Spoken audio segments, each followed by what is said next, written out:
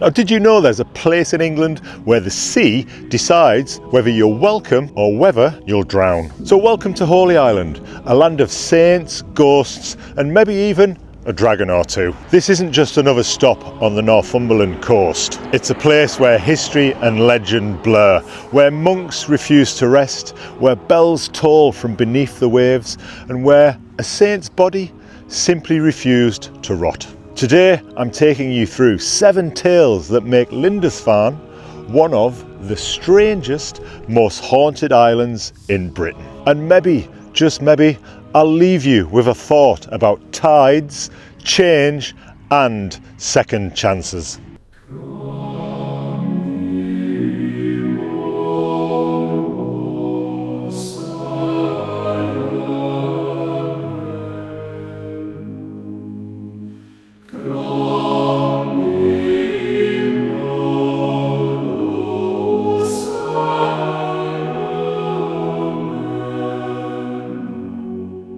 Let's begin right back at the causeway. Now at low tide it looks perfectly safe, a long thin road across flat sands.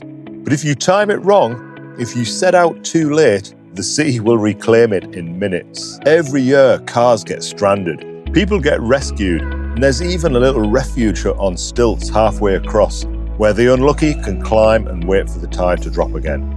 And this shifting causeway has given rise to its own folklore. Travellers have spoken of shadowy horsemen appearing in the distance, guiding them across only to vanish.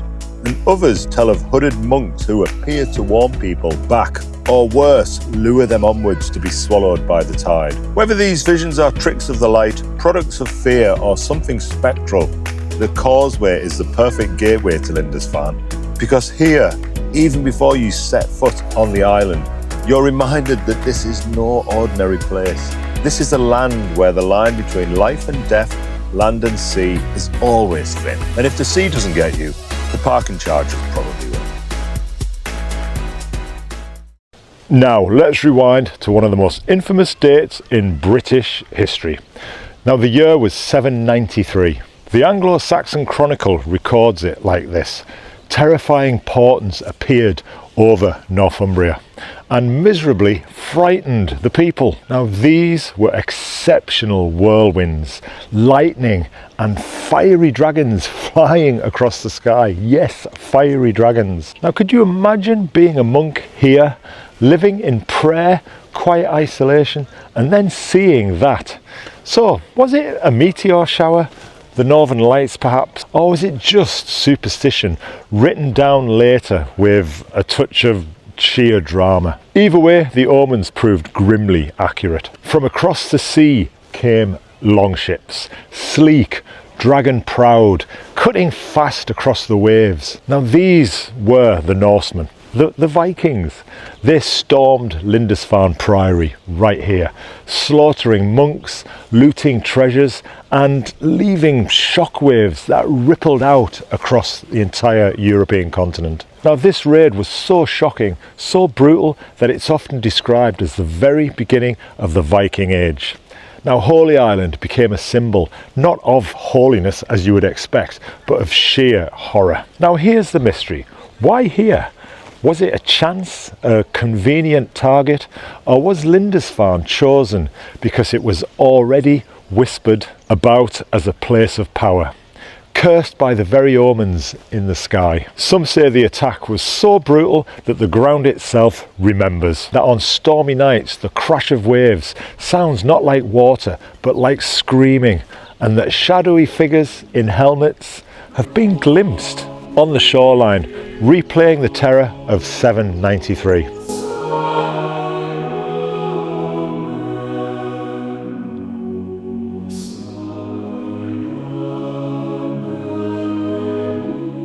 So the ruins of Lindisfarne Priory still dominate this island.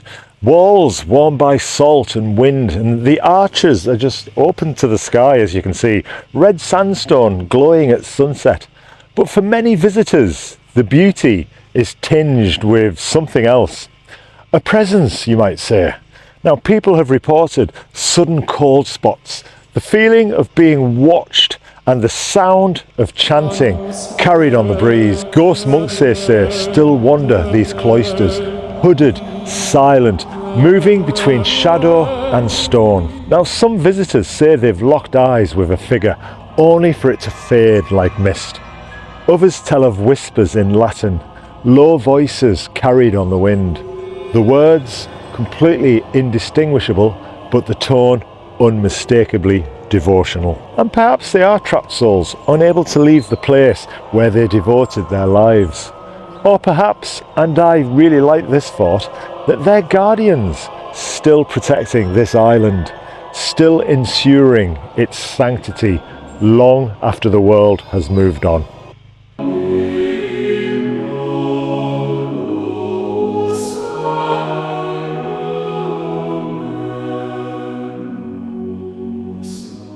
The story of Lindisfarne is complete without St. Cuthbert. Born around 634, Cuthbert became a monk, then a hermit, and eventually the Bishop of Lindisfarne. Now, he was known as a healer, a holy man, someone touched by the divine. He died in 687 and his fellow monks buried him here on the island. And then the miracle. Years later, when his tomb was opened, his body was found to be completely incorrupt, untouched by decay. In an age when even kings rotted quickly, Cuthbert seemed preserved, as if he was just still sleeping. Now, the monks took this as a sign. They carried his body from place to place across northern England, fleeing Vikings, spreading his cult, performing miracles along the way. Cuthbert became one of the most venerated saints in all of Britain. And centuries later, when his coffin was opened again at Durham Cathedral, the same story was told. His body still intact, still miraculous. Now, was this truly divine? Was it some rare natural preservation like a medieval bog body?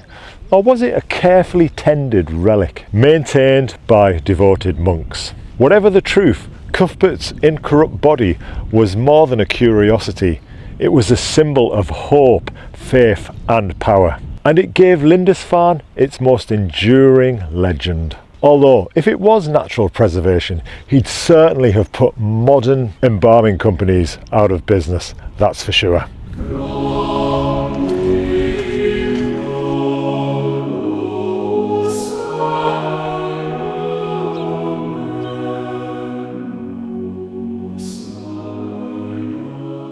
Now, coming to Lindisfarne today to tell these stories, the history's okay. It doesn't matter what the weather's like, but the ghosty stories, I would have preferred it to be a little bit more overcast, a little bit more brooding. But unfortunately, it's late September and it's absolutely glorious. It's around about 15 degrees Celsius right now, just short of 60 degrees Fahrenheit. But you take what you can get. I'm not complaining because this is stunning, but I'd much rather have told these ghost stories with a more overcast, somber sky.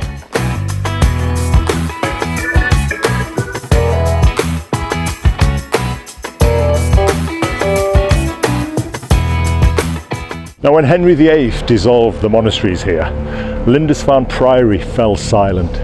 Its treasures were stripped, its community scattered. But the bells were said to have been stolen and carried away by a ship. Only that ship never made it. It was caught in a storm and it sank off the island, dragging the bells down with it. And yet locals swear that on stormy nights here, when the waves crash the hardest into the island, you can still hear them ringing beneath the sea. Deep, mournful tolls calling out from the drowned depths. Are they real bells carried across the wind? Or is it just the mind hearing patterns in chaos, like faces in clouds? Either way, in a place where the sea already rules life and death, ghostly bells feel like the island's heartbeat, still echoing beneath the waves.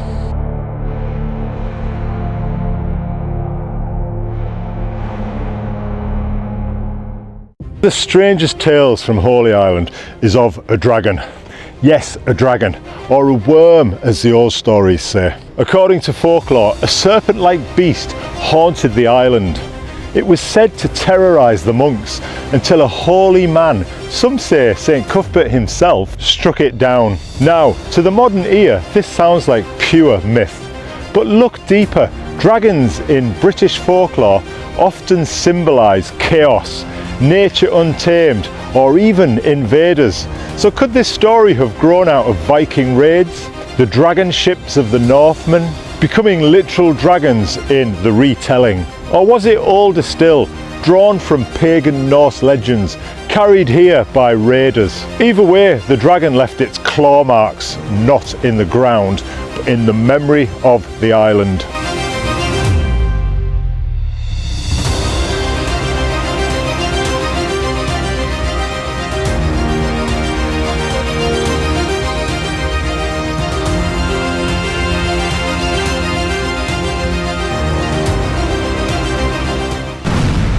Now, for all its ghosts and legends, Lindisfarne is not frozen in time. It's a living island. Pilgrims still cross the sand barefoot, just as they have for centuries. The village bustles with visitors, cottages glowing with warm light in winter. Now, wildlife thrives here. Seals bask on the sandbanks, seabirds wheel above the castle. But everywhere you look, the past feels close. Every stone, every shadow, every gust of sea wind carries something of the island's story. This is a place where the mystical has never ever quite faded. A place where history and legend blur until you can't quite tell one from the other. On Holy Island, the mystery isn't just in the past. It's in the tides, the ruins, the wind, and maybe in the eyes of the ghostly monks who still walk at dusk.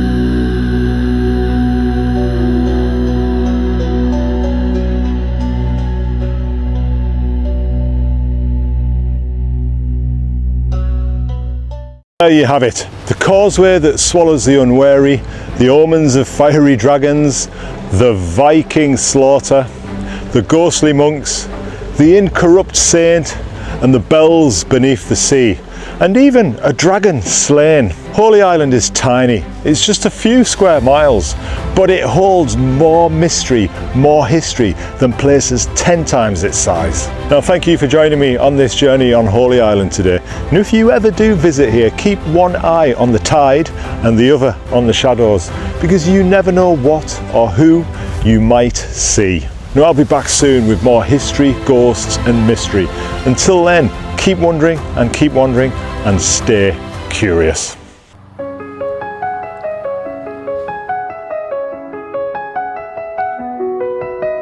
Tide rolls in, the road is gone. Sea and sky have merged as one.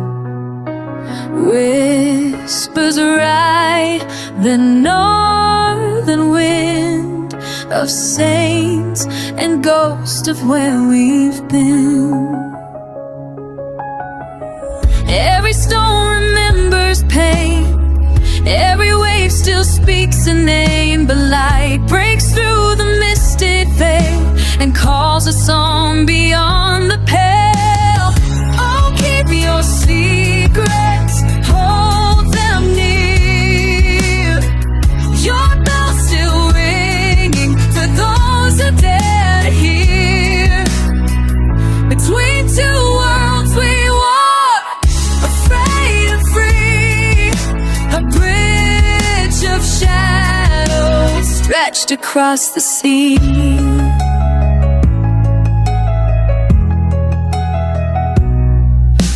Dragons burn in midnight skies. Vikings came with battle cries. Silent monks still guard this shore. Prayers echo through the ruins core. Legend rise where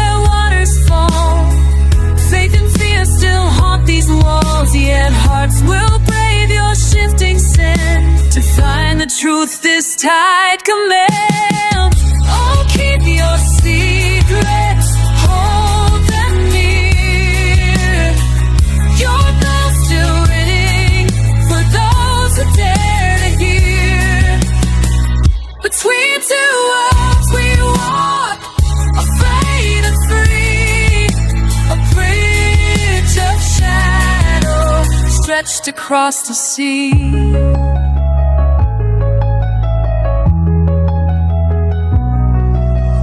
Hold me steady, northern light. Guide my soul through mist and night.